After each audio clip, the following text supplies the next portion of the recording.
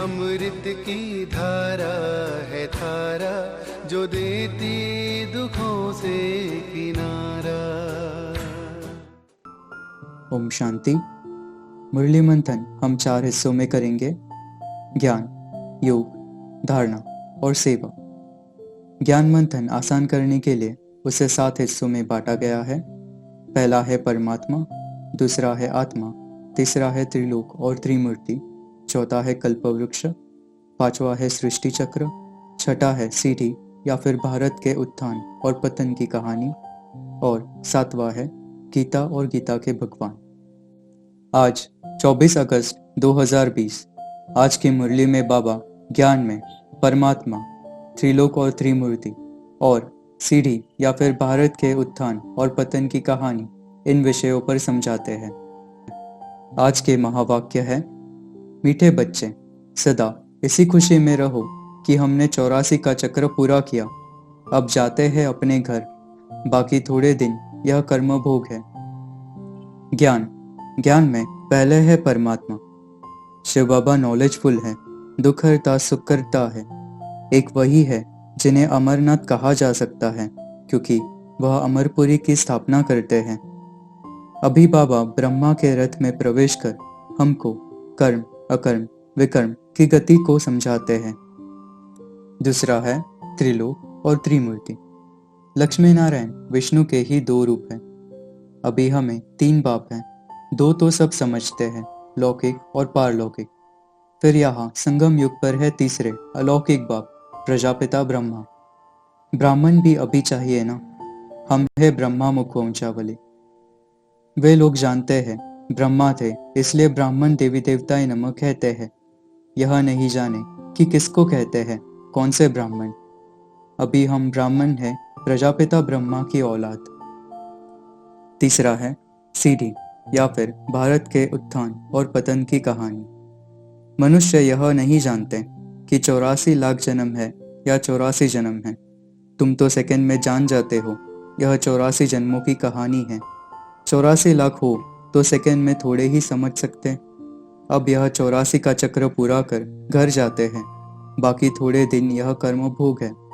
84 के चक्र को समझना अर्थात स्वदर्शन चक्रधारी बनना। विकर्म भस्म हो, कर्मातीत अवस्था कैसे हो जाए, इसके लिए यह युक्ति बताई है।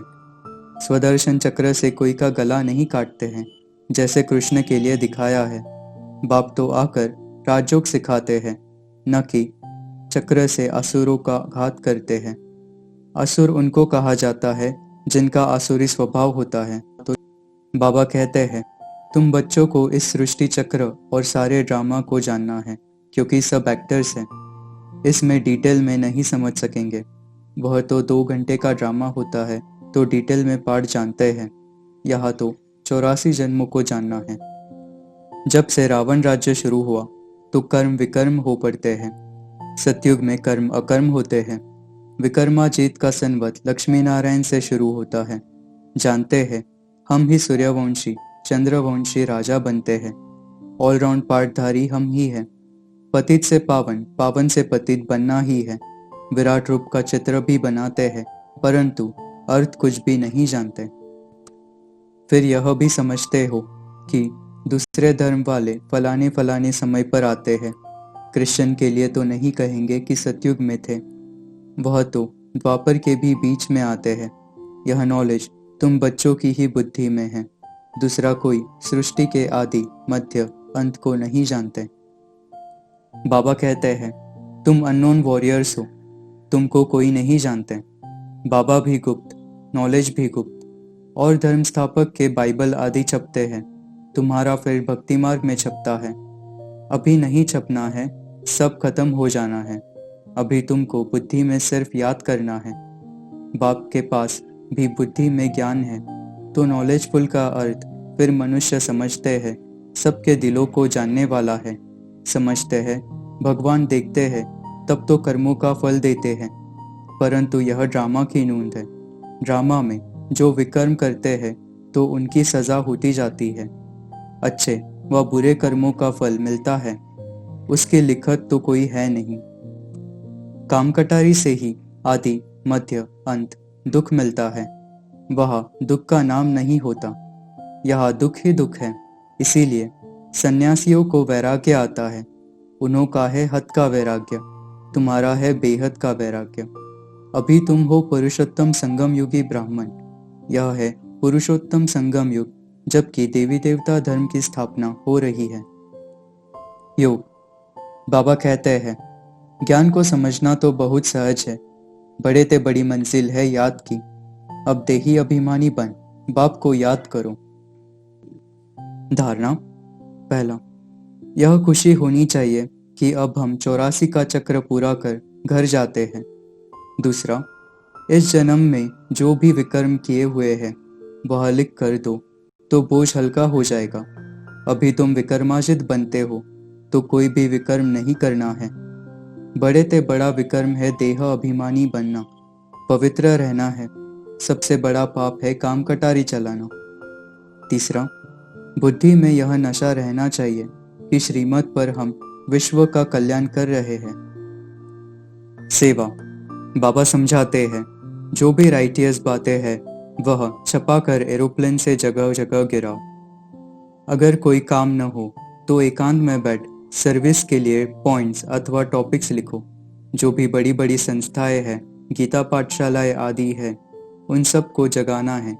जाकर पर्चे बांटो। कुंभ का मेला आदि जो लगता है वहाँ बहुत मनुष्य जाकर स्नान करते हैं, पावन होना चाहते हैं। तो जहाँ जहाँ ऐसे स्नान करने जाते हैं वहाँ जाकर सर्विस करो। समझाओ कि पतित से पावन कैसे बने। गीता के भगवान को सिद्ध करने के लिए श्री कृष्ण की बायोग्राफी की महिमा लिखो, फिर शिव बाबा की बायोग्राफी लिखो, तो आपे ही वह जज करेंगे। शिव और शंकर का भेद भी दिखाओ। समझाओ कि कल 5000 वर्ष का होता है। मनुष्य 84 जन्म लेते हैं, ना कि 84 लाख।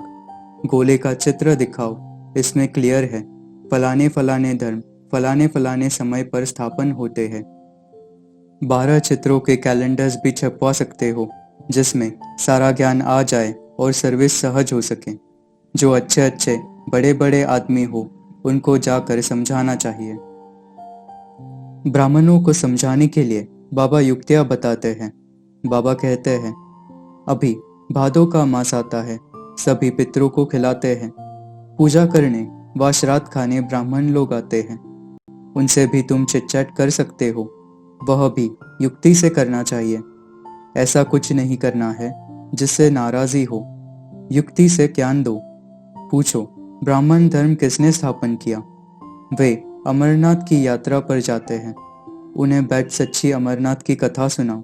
समझाओ कि अमरनाथ तो एक ही है जो अमरपुरी की स्थापना करते हैं, जो है सत्युग। वरदान। संपन्नता द्वारा संतुष्टता का अनुभव करने वाले सदा हर्षित विजयी भव। जो सर्व खजाने से संपन्न है वही सदा संतुष्ट है। संतुष्टता अर्थात संपन्नता।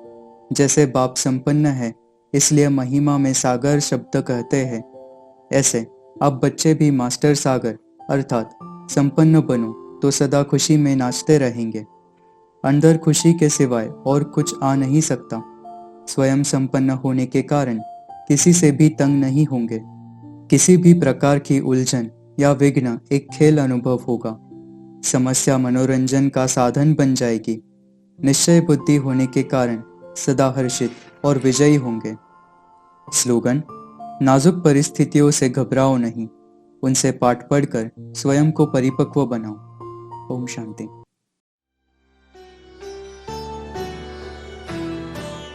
मुरली अमृत की धारा है धारा, जो देती दुखों से किनारा। मुरली अमृत की धारा है धारा, जो देती दुखों से किनारा।